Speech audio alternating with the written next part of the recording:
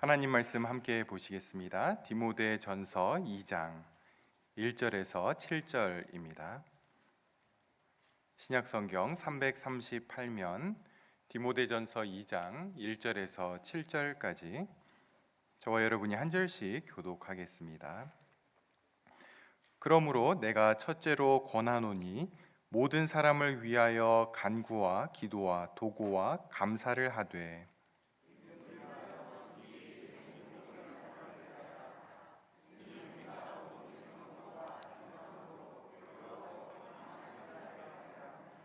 이것이 우리 구주 하나님 앞에 선하고 받으실 만한 것이니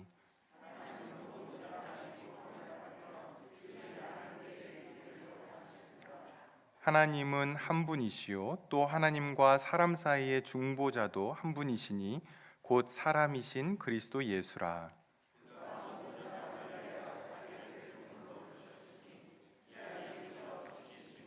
같이 보겠습니다.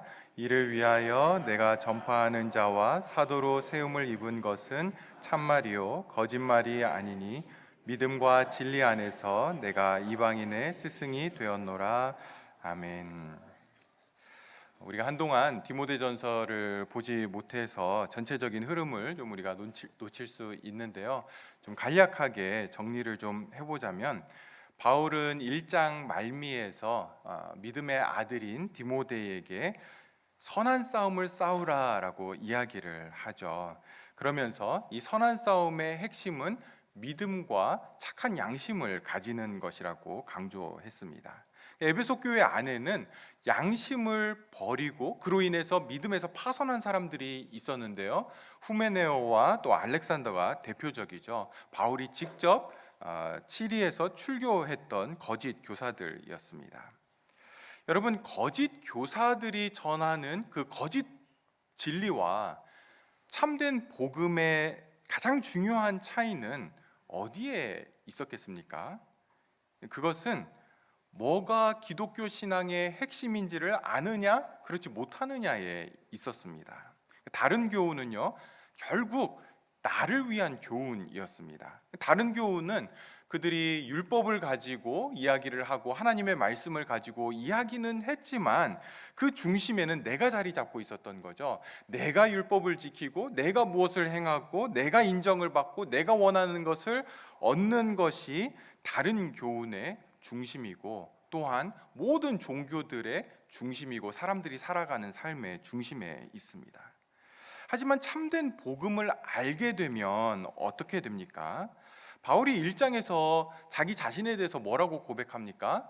내가 죄인 중에 괴수다, 이렇게 이야기를 하죠. 내가 할 수 있는 것은 아무것도 없다라고 이야기를 합니다. 오직 나는 은혜로만 생명을 얻었고 은혜로만 구원을 받았고 은혜로만 나는 살아가는 존재다라고 하는 고백이었습니다. 그런데 거기서 끝나지 않고 바울이 받은 그 은혜, 참된 복음이 가져다주는 은혜는 1장 11절에 있듯이 하나님의 영광의 복음, 이렇게밖에 표현할 수 없는, 다시 말해서 복음 안에 드러난 하나님의 영광을 보고 그 영광을 즐거워하고 그 영광을 기뻐하고 그 영광을 위해 살아가는 인생으로 바꿔놓게 된다라는 겁니다. 17절에서는 어떻게 이야기합니까? 그 하나님의 영광을 찬양하죠. 1장 17절 보시면 영원하신 왕 곧 썩지 아니하고 보이지 아니하고 홀로 하나이신 하나님께 존귀와 영광이 영원 무궁하도록 있을지어다. 아멘 하면서 은혜 받은 사람은요, 은혜를 받게 되면 그 은혜가 너무 좋다, 그 은혜가 너무 감사하다, 너무 기쁘다, 여기서 머물지 않고 한 걸음 더 나아가죠. 그게 뭡니까? 은혜를 주신 분, 그러니까 은혜를 받아서 기쁜 것에서 멈추지 않고 눈이 하늘을 보면서 그 은혜를 주신 그 하나님을 찬양하는 인생이 된다라는 것입니다. 뿐만 아니라 이 은혜는요, 그 은혜를 받은 자로 하여금 은혜에 합당한 삶, 복음에 합당한 삶을 살아가도록 이끌어가게 됩니다. 그게 바로 선한 싸움이죠. 믿음의 선한 싸움. 그리고 이 믿음의 선한 싸움에서 중요한 것은 믿음과 착한 양심을 놓치지 않는 겁니다. 그걸 놓치게 되면 기독교 신앙이라고 할 수 없는 자리에 떨어지게 됩니다. 여러분, 이제 오늘 본문 2장으로 들어가서 2장 1절이 어떻게 시작합니까? 그러므로라고 하는 접속사로 시작하죠. 1장이 이러하기 때문에 그러므로 이제 이렇게 살아라, 이렇게 해야 된다라고 연결이 되고 있습니다. 1절 보십시오. 그러므로 내가 첫째로 권하노니 모든 사람을 위하여 간구와 기도와 도구와 감사를 하되. 여러분, 기도는 세상 속에서 살아가는 성도들이 하나님의 자녀임을 나타내는 가장 중요한 모습 가운데 하나입니다. 제가 봉헌 기도를 할 때 종종 이렇게 기도를 하는데요. 우리의 모든 필요는 하나님 한 분에게만 있습니다. 우리의 필요를 채우시는 분은 하나님이십니다. 이렇게 기도를 하는데요. 여러분, 세상에서 살아가는 사람들과 성도들, 크리스찬들이 이 땅을 살아가는 모습에 중요한 차이가 바로 여기에 있습니다. 누가 우리의 필요를 채우는가 하는 거죠. 우리의 참된 만족이 어디서부터 오는가, 이것이 다르다라는 겁니다. 세상 사람들은요, 나의 필요와 그 필요를 채우는 것이 물질이나 성공이나 사람들의 인정이나 권력이나 힘에 있다라고 생각을 해서 그것을 위해 살아가게 되죠. 거기에 만족이 있다라고 생각하기 때문에 그렇습니다.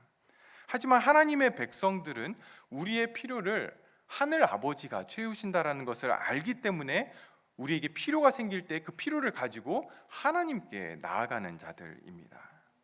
여러분, 사업과 직장에서, 학교에서 열심히 하지 말라, 이런 이야기가 절대로 아닙니다. 열심히 일하고 열심히 공부하고 노력을 하지만 궁극적인 나의 필요를 채우는 것이 거기에 있지 않고 나의 만족을 채우는 것은 오직 하나님 한 분에게만 있는 것을 확실히 아는 것이죠. 하나님께서 우리의 직장을 통해서, 우리의 공부를 통해서, 우리의 노력을 통해서, 수고를 통해서 우리의 필요를 채우시는데 하나님이 그걸 통해 채우신다라는 것을 아는 겁니다. 그렇기 때문에 기도하는 것이고, 그 하나님께 기도하는 것이고, 기도는 성도들의 중요한 특징이 되는 겁니다. 근데 여러분, 오늘 본문을 보시면 바울이 디모데를 통해서 에베소 교회에게 기도해라, 그냥 기도해라 라고 이야기하지 않고요, 기도를 어떻게, 그리고 무엇을 위해서 기도해야 될지를 가르쳐주고 있습니다. 1절에 다시 보시면 그러므로 내가 첫째로 권하노니, 여기 첫째는요, 시간상의 첫째가 아니고요, 순서가 아니고요, 중요성에 있어서의 첫 번째를 말하는 겁니다. 다시 말해서 첫 번째로 바울은 우리가 믿음의 선한 싸움을 싸우는 것이 너무 중요하다라고 이야기하는데, 그 믿음의 선한 싸움을 싸우는 가장 첫 번째 중요성을 갖는 것이 바로 기도다라고 이야기를 합니다. 기도 없이는 선한 싸움을 싸울 수가 없다라는 거죠. 기도를 안 하는데 내가 선한 싸움을 싸우고 있다라고 말하는 것은 말이 안 된다라는 겁니다. 여러분, 예수님께서 성전을 향해서, 성전을 가리켜서 내 집은 기도하는 집이다, 내 집은 만민의 기도하는 집이다 라고 말씀하시죠. 여러분, 교회는 이 모임입니다. 우리 성도들의 모임을 가리키는데요, 교회는 기도하는 사람들의 모임입니다. 함께 모여서 기도하고 또 개인적으로 기도하는 것, 교회와 성도들의 마땅한 모습이라는 거죠. 그런데 무엇을 위해서 기도해야 됩니까? 1절에 모든 사람을 위하여 간구와 기도와 도구와 감사를 하라라고 이야기를 합니다. 간구, 기도, 도구, 감사, 이 단어들이 나오는데요, 이 네 가지는 모두 다 기도를 가리키는 단어들입니다. 약간의 특징은 좀 있습니다. 간구는요, 긴급하고 위급한 개인의 어떤 필요를 하나님께 아뢰는 것을 나타내는 단어입니다. 우리가 살아가면서 겪게 되는 문제들, 또 어려움들을 가지고 하나님께 기도로 간청하는 거죠. 우리가 분명히 하나님의 영광을 구하고 하나님의 나라를 구해야 되고 하나님의 뜻을 구해야 된다는 것, 우리가 다 알고 있습니다. 그게 성경적인 기도입니다. 그럼에도 불구하고 하나님은 우리가 연약한 인생이라는 것을 알고 있습니다. 그래서 인생이기 때문에, 연약하기 때문에, 한계가 있기 때문에 어려움과 문제가 우리 삶 가운데 발생할 수 있는데요, 그러할 때에 그 문제를 가지고 하나님 앞에 나아가기를 하나님은 기대하고 있다라는 거죠. 혼자 전전긍긍하거나 또는 다른 것에서 도움을 구하지 않고 그 필요를 가지고 하나님 앞에 나오기를 하나님은 기대하고 계시고요, 그것이 바로 간구라고 하는 단어가 보여주는 기도의 특징입니다. 두 번째, 기도라고 하는 단어는요, 그냥 모든 일반적인 종류의 기도를 가리키는 단어라고 할 수 있습니다.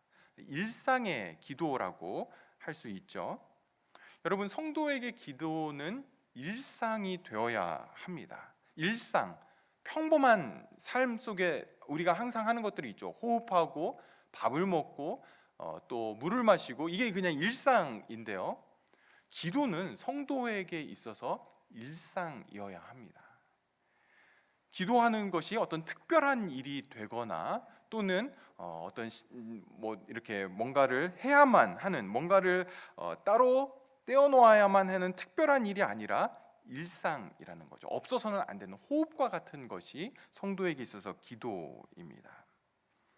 도고라는 단어가 그 다음에 나오는데요, 이 도고에 대해서 어떤 학자들은 왕의 존전에 나아가서 담대하게 소원을 아뢰는 것, 이렇게 이제 해석을 합니다.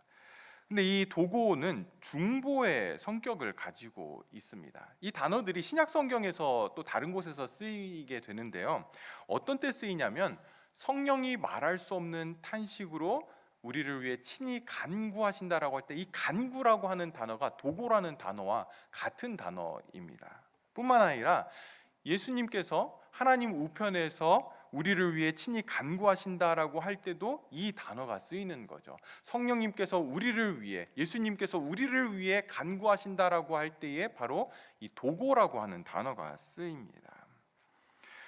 우리가 다른 사람들을 위해서 기도하는 것을 중보기도라고 이렇게 이제 이 용어를 많이 사용하는데요, 우리 교회가 속한 교단의 모체가 되는 한국에 있는 교단에서는 중보기도라고 하는 단어를 쓰지 말라라고 이제 이렇게 권면을 합니다. 그 이유가 뭐냐면, 예수님의 중보 사역과 우리가 하는 다른 사람을 위한 기도가 중보기도라고 하는 단어를 써서 사용할 때에 이게 마치 같은 것인 것처럼 혹시 오해할 수 있기 때문에, 그런 위험이 있기 때문에 쓰지 말고 대신 도고기도, 오늘 나오는 이 도고기도라고 하는 단어를 쓰도록 그렇게 이야기를 하는데요, 저는 뭐 그렇게 하면 좋겠지만, 우리가 중보기도 하는 것, 우리의 중보기도와 예수님의 중보사역은 같은 게 아니다라는 것이 분명하다면, 이게 분명히 우리가 안다라면, 우리가 지금까지 너무 익숙하게 중보기도라고 하는 용어를 썼기 때문에 이걸 꼭 바꾸지 않아도 되지 않나, 이렇게 생각을 합니다. 특별히 이 도고라고 하는 단어는요, 왕 앞에 들어간다라고 하는 그런 의미를 가지고 있습니다. 왕 앞에 들어가기 때문에 담대함이 있어야 되겠죠. 보통 사람 앞에 서는 게 아니기 때문에, 또한 왕이 우리의 기도를 들으신다라고 하는 확신을 가져야 됩니다.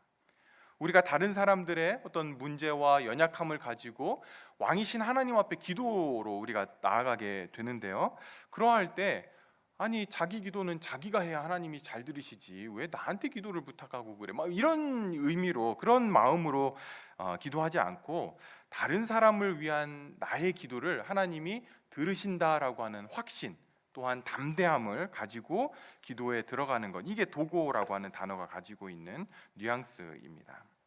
마지막, 감사라고 하는 말은 말 그대로 감사의 기도를 하나님께 드리는 것입니다. 여러분, 감사할 만한 일이 생겼을 때 감사하는 것, 누구나 할 수 있는 일이죠. 이거는 믿지 않아도 됩니다. 예수님 믿지 않아도 사람들은 감사한 일이 생기면 참 감사한 일이 생겼다라고 이렇게 표현을 합니다. 하지만 성경은요, 성도들에게 범사에 감사하라라고 요청을 합니다. 모든 상황 속에서, 모든 여건 속에서 감사하기를 요청하고 기대하고 명령하고 있다라는 걸 우리가 놓치면 안 됩니다. 감사할 수 없는 상황에서도 감사해야 된다라는 거죠.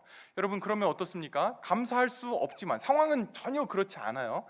마음도 감사할 수 있는 마음은 아닙니다. 그렇지만 입술로 기도 가운데 감사의 고백을 하는 것, 감사의 기도를 하는 것은 중요합니다.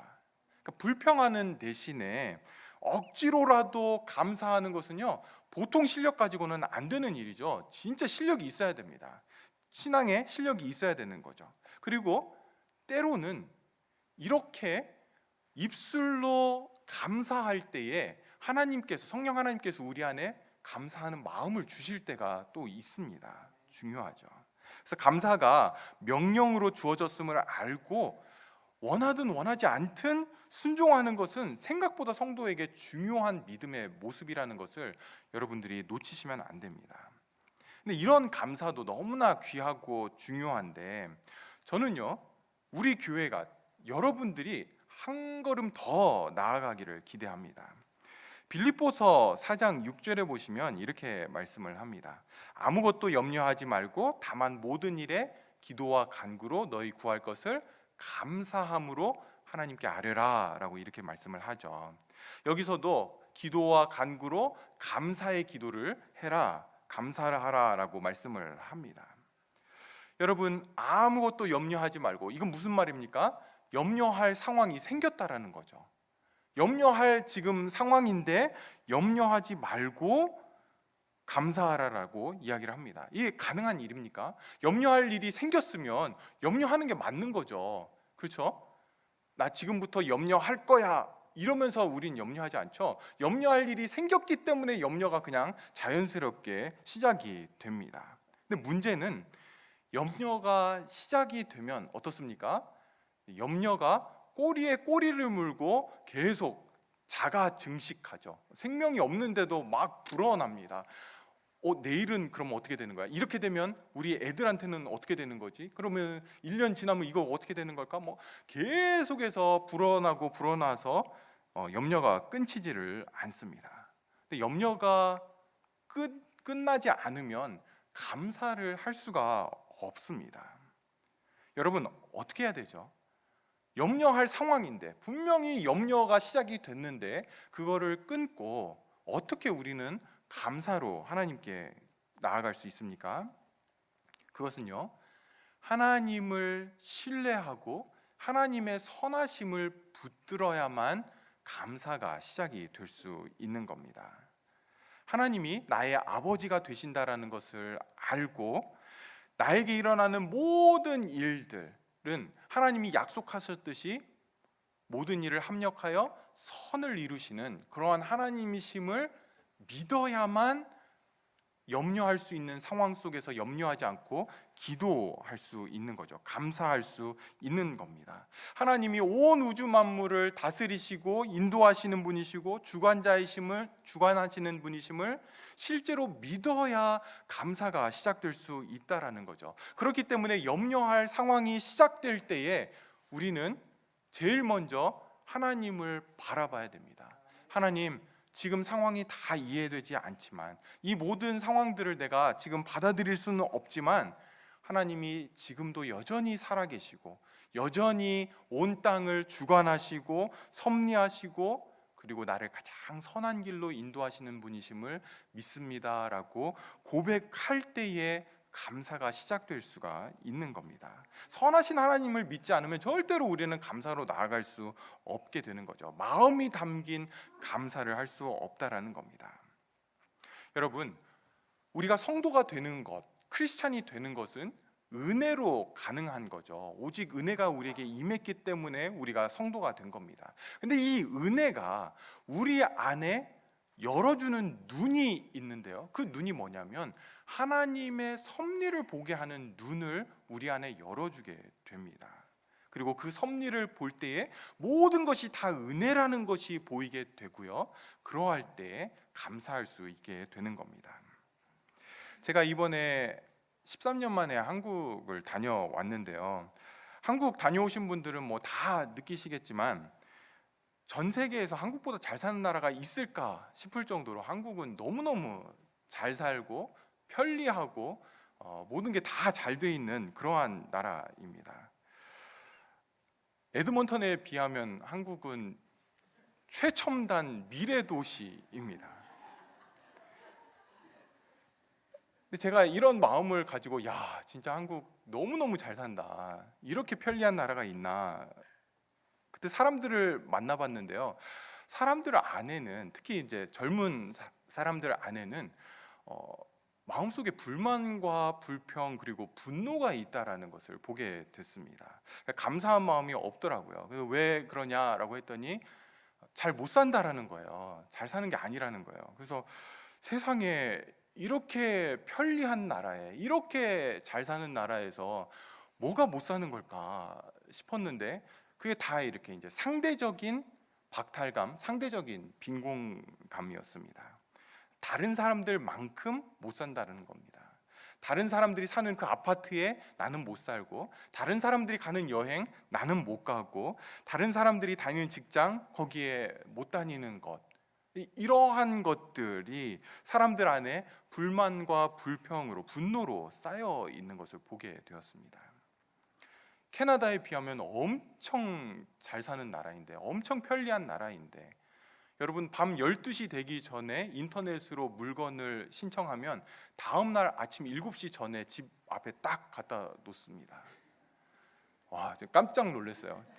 쇼핑 나갈 필요가 없습니다. 여러분, 감사는요, 상황과 형편이 되어야 감사가 우리 마음에서 나오는 것이 아닙니다. 하나님 앞에서 나를 볼 때에, 그때에 우리는 감사할 수 있는 거죠. 바울이 고백하듯이 나의 나된 것은 오직 주의 은혜라, 이걸 볼 수 있어야 진짜 감사가 시작이 되는 거죠. 머리에만 있는 것으로는 절대로 안 됩니다. 실제로 그렇게 느껴야 가능한 거죠. 사랑하는 성도 여러분, 이렇게 바울 사도는 성도가 선한 싸움을 싸워야 되는데, 그 핵심에, 그 중심에 가장 중요하게 첫 번째로 있어야 될 것이 기도다라고 이야기를 합니다. 기도 없이는 불가능하다라는 거죠. 근데 여러분, 무엇을 위해서, 누구를 위해서 기도하라고 이야기를 합니까? 1절에 모든 사람을 위하여 이렇게 이야기하고 있죠. 모든 사람을 위해 기도하라라고 이야기하고 있고요. 특별히 2절은 모든 사람들 가운데서도 임금들과 높은 지위에 있는 사람들을 위해서 기도하라라고 이야기를 합니다. 여러분, 이 당시 1세기 당시에 크리스찬들이 위에서 기도하기 가장 어려운 사람들이 있었다면 그것은 바로 이 임금들과 높은 지위에 있는 사람들이었습니다. 위정자들. 여러분, 이 당시 바울이 편지를 쓸 때에 로마의 황제는 네로였습니다. 가장 잔인하고 가장 허영심이 많고 기독교에 대해서 적대심이 많았던 그러한 임금 황제였죠. 바울도 결국은 이 네로에 의해서 순교를 당하게 되는데요. 칼빈이 이 당시의 위정자들에 대해서 연구를 하면서 결론으로 이렇게 이야기를 합니다. 칼빈의 그 문구를 그대로 제가 말씀을 드리면, 그러니까 위정자들은, 국가의 지도자들은 그리스도의 불구대천의 원수들이었다, 이렇게 결론을 내립니다. 같은 하늘을 이고 절대 같이 살 수 없는 그리스도의 원수들이 바로 이 당시에 정치인들, 위정자들, 국가 지도자들이었다라고 결론을 내릴 정도로 그들을 위해서 기도하면 안 되는, 기도하더라도 그들이 빨리 죽기를 위해서 기도한다든지 그런 기도마저 아까운 사람들이 임금들과 그 당시에 위정자들이었습니다. 근데 바울이 이야기하는 것은 그렇게 기도하라는 건 아니죠. 모든 권세는 다 하나님으로부터 주어진 것인데, 인간의 어떤 폐해가, 병폐가 하나님께서 세우신 것들을 무시해도 되는 이유는 될 수 없다라는 겁니다. 여러분, 이스라엘 백성들이 구약에서 바벨론의 포로로 잡혀가면서 바벨론이 이스라엘을 굉장히 초토화시켜 놓고 가게 됩니다. 그런데 예레미야 선지자는 하나님의 말씀을 이스라엘 백성들에게, 포로로 잡혀간 이스라엘 백성들에게 전하면서 이렇게 이야기를 합니다. 예레미야 29장 7절인데요.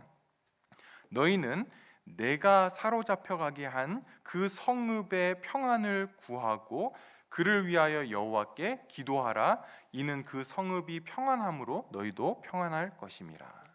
하나님이 정해놓으신 세상의 권력을 위해서 기도해야 하는 것은요, 성경의 전반적인 가르침입니다. 여러분, 왜 임금들과 국가 지도자들을 위해서 기도해야 됩니까? 2절 뒷부분에 보시면, 중간부터 보시면 이는이라고 하는 부분이 있죠. 이는 이유를 설명하는 겁니다. 왜냐하면 우리가 성도들이 모든 경건과 단정함으로 고요하고 평안한 생활을 하려 함이라. 여러분, 좋은 정부가 가져다주는 기본적인 유익은요, 전쟁이나 사회적인 불안정으로부터 지켜주는 것이고요, 자유와 평화를 지켜주는 것입니다. 이것을 통해서 교회와 성도들은 경건과 단정함으로 생활할 수 있다라고 이야기를 합니다. 여기 경건은요, 예배나 종교 생활과 같은 것을 이야기하고요, 단정함은 어떤 높은 도덕적인 모습들, 윤리적인 모습들, 또 인간다움을 유지하는 것을 가리키는 겁니다. 근데 여러분, 단지 교회와 성도들이 어떤 도덕적인 그러한 인간다운 삶과 예배와 종교 생활을 하는데 어려움이 없는 이러한 삶을 위해서 임금들과 또 위정자들을 위해서 기도하라고 하는 것은 아닙니다. 4절을 한번 보십시오. 우리 4절 같이 읽겠습니다. 하나님은 모든 사람이 구원을 받으며 진리를 아는 데에 이르기를 원하시느니라. 이 부분이 오늘 본문을 해석하는 데 있어서 좀 어려운 부분입니다. 난해한 구절인데요, 4절에서 7절 연결되는 이 부분이 앞에 임금들과 위정자들을 위해서 기도하라는 것과 어떻게 연결되어 있는지를 파악해야 본문이 무슨 이야기를 하는지를 좀 더 분명하게 이해할 수 있습니다. 여러분, 3절에 하나님은 성도들이 모든 사람들을 위해서 기도하고 또 임금과 위정자들을 위해 기도하는 것이 선하고 하나님 앞에 선하고 하나님이 그 기도를 받으신다라고 이야기를 합니다. 왜냐하면 4절에 하나님은 모든 사람이 구원을 받고 진리를 아는 데 이르기를 원하시기 때문에 그렇다라는 거죠. 그것이 하나님의 마음이라는 겁니다. 우리가 알 수 있는 것은 4절의 위정자들이 크리스찬이 되도록 기도하는 것, 그렇게 하는 것은 그렇게 할 수 있다라면 좋겠죠. 그러나 위정자들이 크리스찬이 되어야 한다라고만 이해할 필요는 없을 것 같습니다. 위정자는 나라와 국민을 위해서 바르게 정치하는 것이 중요한 거죠. 우리가 알 수 있는 것은 임금과 위정자들을 위해서 기도함으로 성도들이 고요함과 평안함 가운데 경건과 단정한 생활을 하는 이유는 그렇게 기도하는 이유는 성도들을 위해서만은 아닙니다. 그것은 더 나아가서 모든 사람이 구원을 받기 원하시는 하나님의 마음 때문에 모든 사람이 진리를 아는 그 자리로 나아가기 위해서 가장 좋은 상황이 뭐냐면 평안함과 고요함 가운데 생활하는 것이기 때문에 그렇습니다.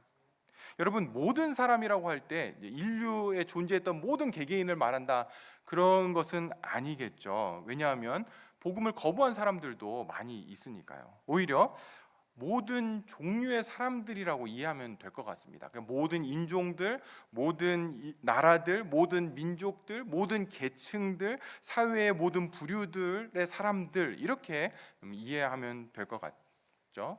그래서 하나님께서는 인종을 가리지 않고 사회의 지위를 가리지 않고 모든 나라, 모든 민족들이 다 하나님의 복음을 듣고 구원 안으로 들어오기를 원하신다라는 겁니다.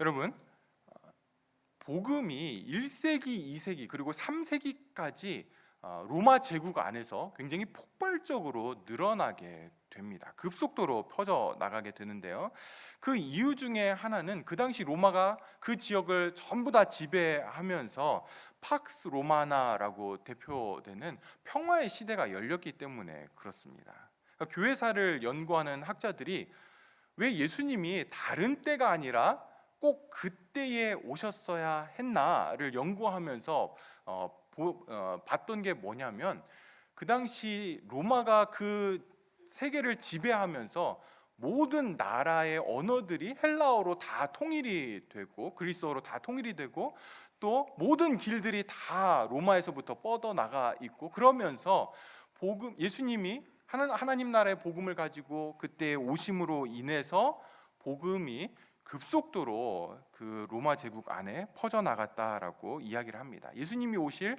최적의 타이밍이 바로 그때였다라고 이야기하는 거죠. 그도 그럴 것이, 우리가 요즘 볼 수 있듯이 중국이나 이슬람 국가나 또는 북한이나 이런 나라들 안에 믿음을 지키는 귀한 형제들이 있지만, 그러나 모든 성도들이 복음을 듣기에는 적합한 좋은 상황은 아닙니다. 여러분, 유대인들은 어떻습니까? 선민 사상을 가지고 있었죠.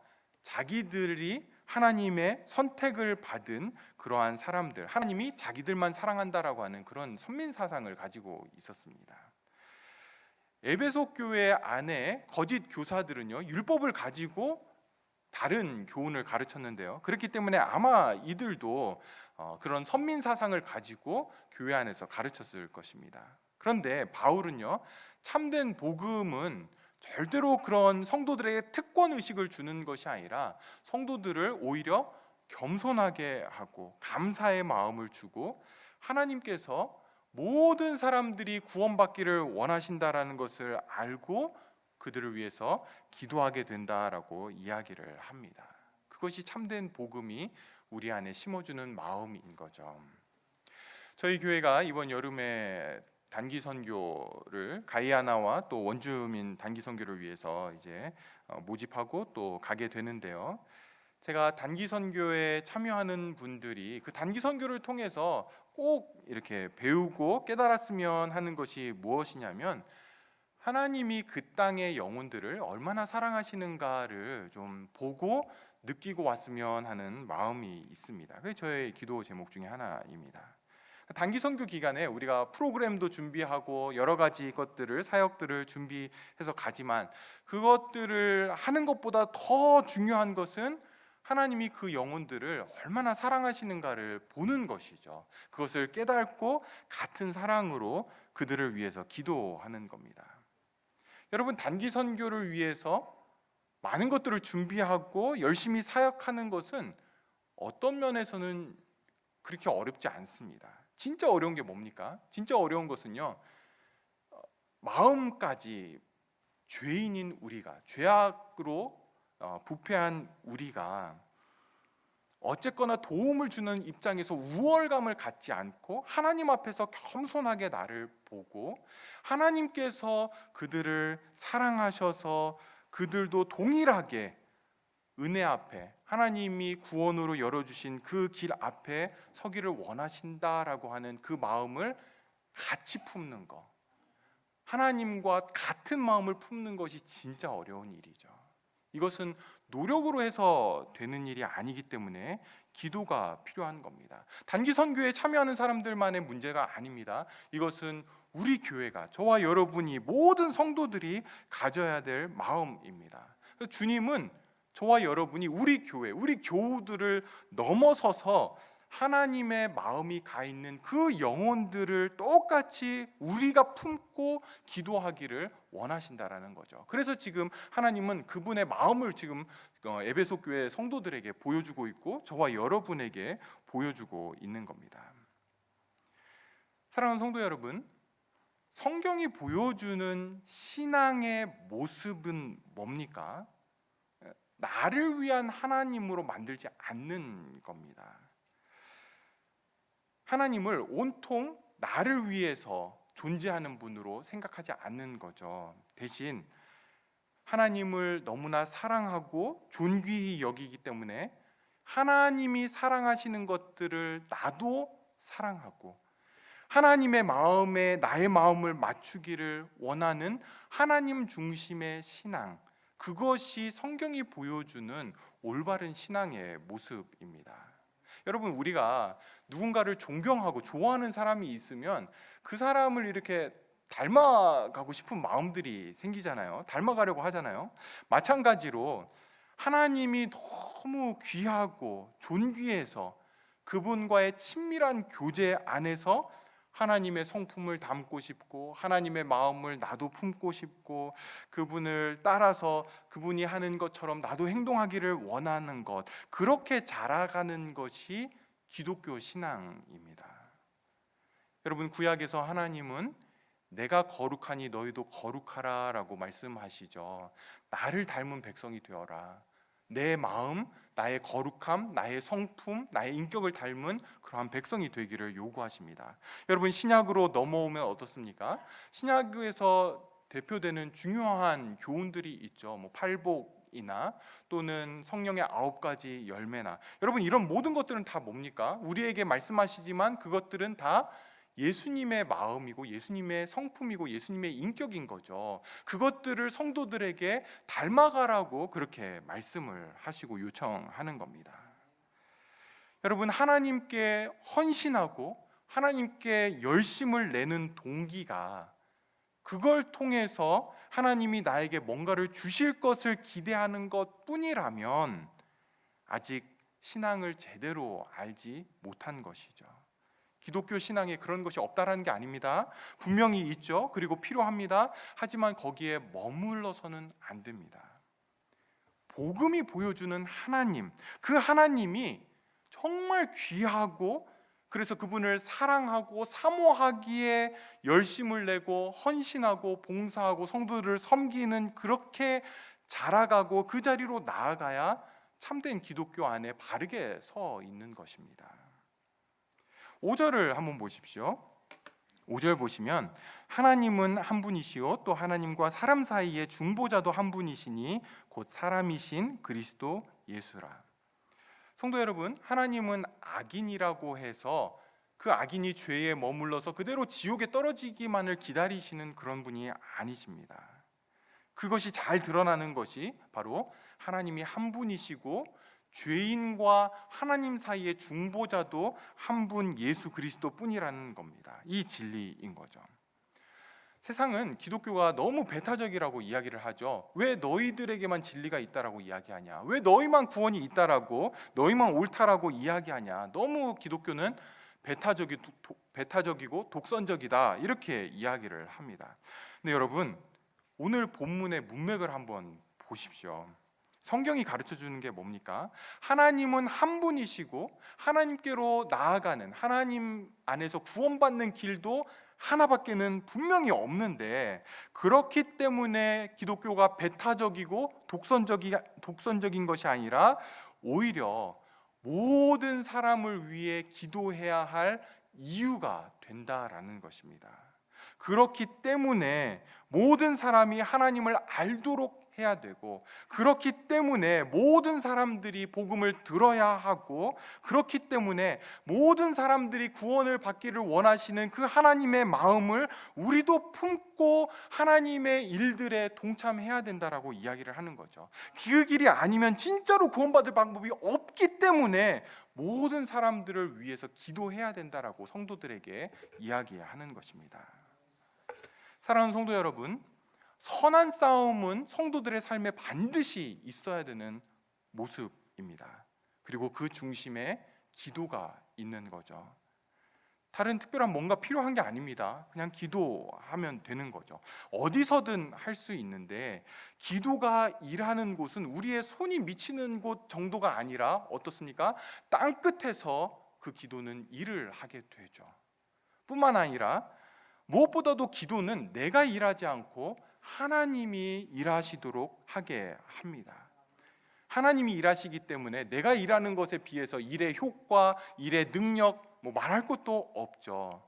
가장 중요하게는 그 일하심을 통해서 내가 영광을 받지 않고 하나님이 영광을 받으신다라는 겁니다. 성도들 안에 이 마음이 있기 때문에, 하나님이 가장 영광을 받기를 원하는 그 마음이 있기 때문에 모든 사람들을 마음에 품고 기도하라라고 그렇게 말씀을 하는 겁니다.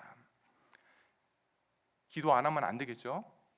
이번 한 주간 우리가 몇 가지 기도 제목을 가지고 좀 같이 기도하기를 원합니다.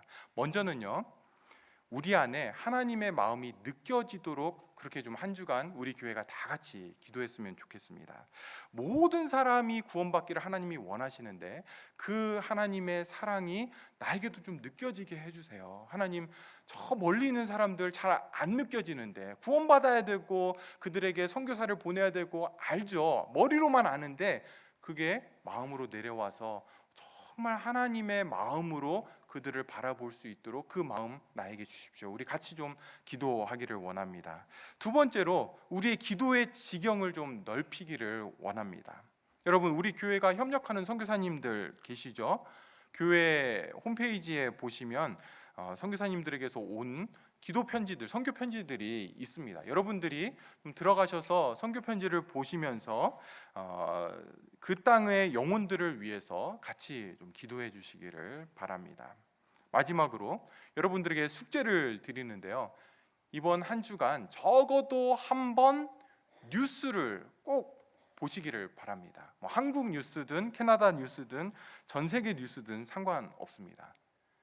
뉴스 보시면서 어휴 막 이렇게 욕만 하지 마시고 뉴스 가운데 하나님의 마음을 주시기를 기도하는 마음으로 기도 제목들을 좀 찾으시면서 뉴스를 보시기를 바랍니다. 세상을 위한 기도의 제목들이 내 기도가 또 하나님의 손길이 필요한 세상 안에 그런 여러 모습들이 어디에 있는지 세계 곳곳에서 일어나는 일들을 가지고 우리가 좀 기도의 자리에 들어가서 우리의 기도의 지경을 좀 넓힐 수 있도록 그렇게 하기를 원합니다.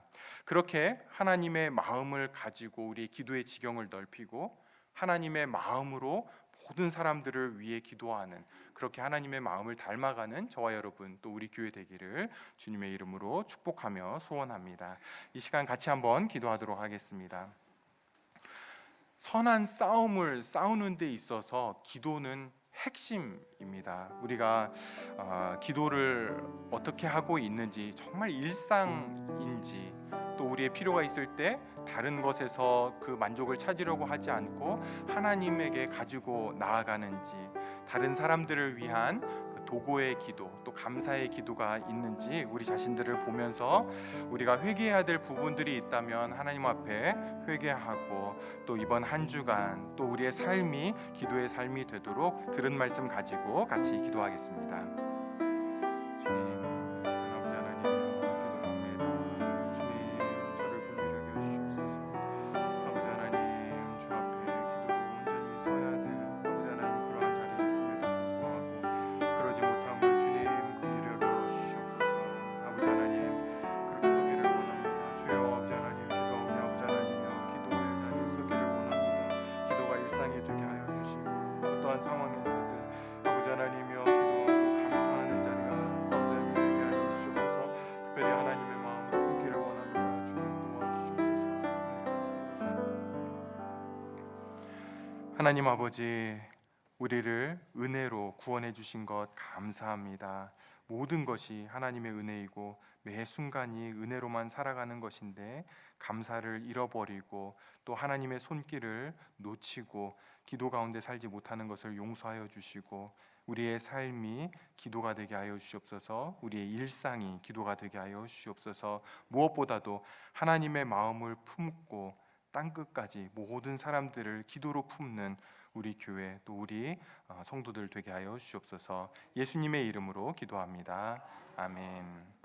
이제는 우리를 구원하신 우리 주 예수 그리스도의 은혜와 하나님 아버지의 크신 사랑과 성령님의 감동, 감화, 교통하심이 하나님이 너무나 존귀하기에 하나님을 사랑하고 사모하기에 그 마음을 담기를 소망하며 하나님의 마음을 품고 땅끝까지 기도하기를 소망하는 주의 백성들에게 이제로부터 영원토록 항상 함께 있을지어다.